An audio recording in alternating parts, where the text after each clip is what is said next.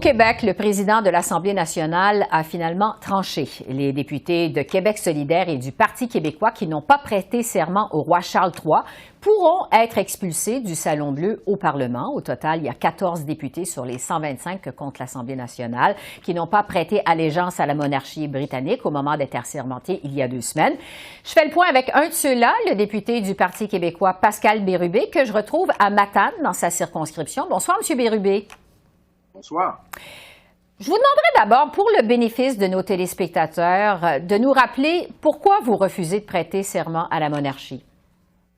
Essentiellement parce que ça implique de porter serment au roi Charles III, qui est le roi d'Angleterre, donc un pays étranger, qui de surcroît est chef de l'Église anglicane. Donc ça pose une question de liberté de conscience. C'est plutôt anachronique en 2022 de porter serment à un roi. Et puis aussi, c'est un rappel du lien colonial entre la couronne britannique et le Québec et le Canada. Donc, tout ça n'est pas nécessaire en 2022. Il nous apparaît que le seul serment qui devrait être valide, c'est celui au peuple québécois, parce que de toute façon, qui nous permet de siéger à l'Assemblée nationale, c'est le peuple québécois, c'est les citoyens de nos circonscriptions. Alors, en ce sens, c'est quelque chose qu'on parle depuis des années au Québec, mais je pense qu'il veut mettre fin. Justement, parce que vous êtes député à l'Assemblée nationale vous-même depuis 2007, vous avez déjà prêté serment à la reine Élisabeth II dans le passé, et ce, à plus qu'une reprise. Pourquoi maintenant, pourquoi aujourd'hui vous refusez de prêter allégeance à la monarchie britannique? Il y a une combinaison de plusieurs facteurs. Moi, ce n'est pas d'hier que je parle de ces questions-là. Depuis plus de 10 ans, je fais des interventions à l'Assemblée nationale allant en ce sens. Pas nécessairement uniquement sur le serment, mais sur le lien avec la couronne britannique. Je dirais que cette combinaison est liée notamment à l'état public, à l'état, je dirais, de l'opinion publique. 75% des Québécois sont en faveur de mettre fin à ce lien avec la couronne britannique. Il y a aussi une volonté très ferme du nouveau chef du Parti québécois, Paul Saint-Pierre Plamondon, d'y mettre fin. C'était un de ses engagements de la campagne électorale, mais bien avant ça aussi.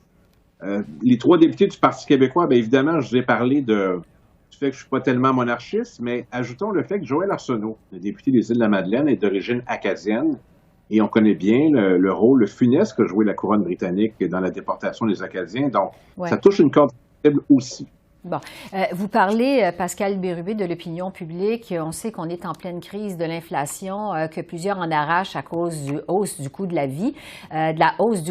J'ai entendu l'argument que, les priorités sont ailleurs. Est-ce que votre combat, c'est vraiment une priorité, justement, pour les Québécois à ce stade-ci? Non, ce n'est pas une priorité, mais c'est pas parce qu'on en parle que c'est une priorité. Évidemment, dans les derniers jours, on a parlé de santé, on a parlé de transport, on a parlé d'immigration et d'inflation. Mais c'est pas là-dessus qu'on nous invite en priorité. Alors, je ne blâme personne. Lorsqu'on me demande de commenter, je le fais de bon cœur. Mais c'est un enjeu important parce que dans une vie, prêter serment, c'est pas une mince chose. Il y a plusieurs professions qui demandent un serment. Ça a quelque chose de solennel, puis ça guide nos actions. Pour un député, c'est la même chose. Si le premier geste qu'on doit poser, on n'y croit pas. À tout le moins, si on laissait la chance aux gens de choisir entre un serment au roi ou un serment au peuple du Québec, on réglerait cette question-là une fois pour toutes. Et j'ajouterais qu'on a plusieurs débats sur la laïcité au Québec au cours des dernières années. Demeure ce symbole. Je veux encore une fois le rappeler. Le roi d'Angleterre, Charles III, est le chef de l'Église anglicane. Moi, je suis un député catholique. Alors, pourquoi je prêterais serment au chef d'une autre religion? J'ai confiance avec ça. Les travaux doivent reprendre le 29 novembre à l'Assemblée nationale du Québec. Si donc vous êtes expulsé parce que vous refusez toujours de prêter serment au roi Charles III, qu'est-ce que vous allez faire? Qu'est-ce que vous entendez faire? On a encore du temps pour négocier, notamment avec le gouvernement de la CAQ. Si les députés décidaient de se rallier dans notre camp en disant c'est terminé, cette question-là serait réglée en 24 heures. Je m'explique mal que ces députés qui se définissent eux-mêmes comme nationalistes refusent de mettre fin à ce serment. Alors ça, c'est un enjeu plus politique auquel on a à faire face avec les députés de la CAQ. Sinon, les avis juridiques qu'on a sont très clairs. On en a 12. Le gouvernement n'a rendu public aucun, ni la présidence de l'Assemblée nationale.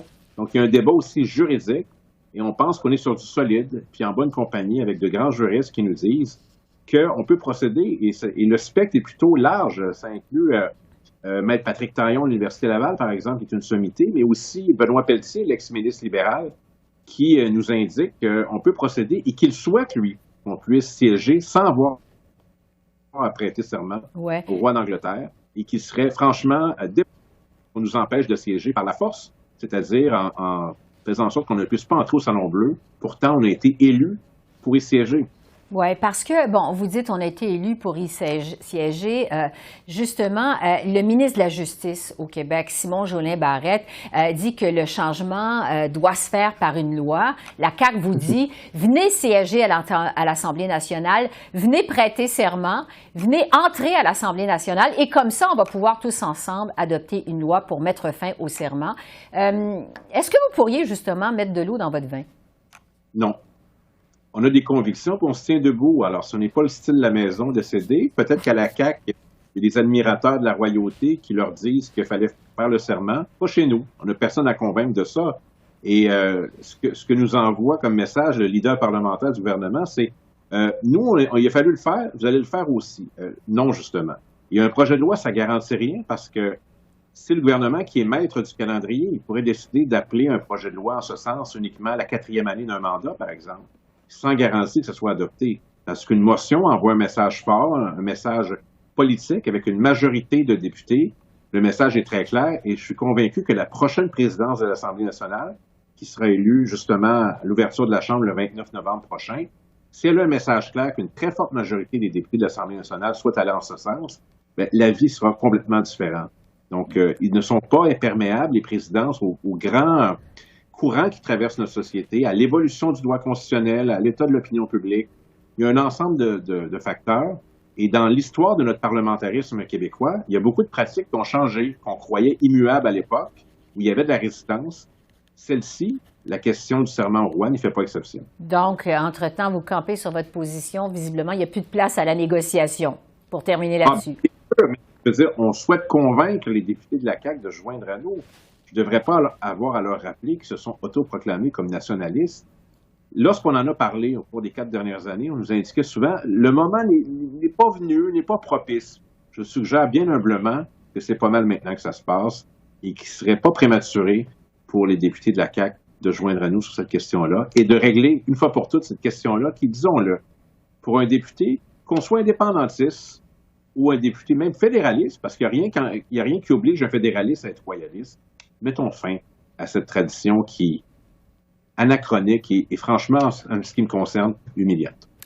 Donc, peut-être des nouveaux développements d'ici le 29 novembre. Pascal Bérubé, député du Parti québécois, merci beaucoup. Merci. Au revoir. Au revoir.